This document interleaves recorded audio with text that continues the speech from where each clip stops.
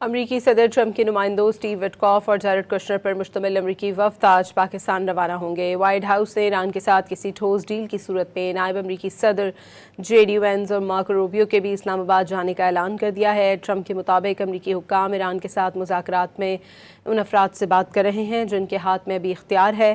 ایران اور امریکہ کے درمیان مذاکرات کا دوسرا دور کل سے شروع ہونے کا امکان ہے۔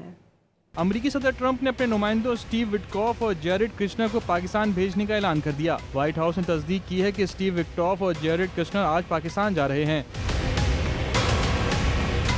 ترجمان وائٹ ہاؤس کیرولین لیوٹ نے صحافیوں سے گفتگو میں ایران سے مذاکراتی عمل میں پاکستان کو حیرت انگیز ثالث قرار دیا۔ We will see, and the President, the Vice President, the Secretary of State will be waiting here in the United States for updates, and the Vice President, I understand, is on standby and will be willing to dispatch to Pakistan if we feel it's a necessary use of his time. White house کے مطابق ایران کے ساتھ کسی ٹھوس معاہدے کے لیے پیش رفت کی صورت میں نائب امریکی صدر جے ڈی وینس اور مارکو روبیو اسلام آباد جائیں گے تاکہ معاہدے کو حتمی شکل دے سکیں۔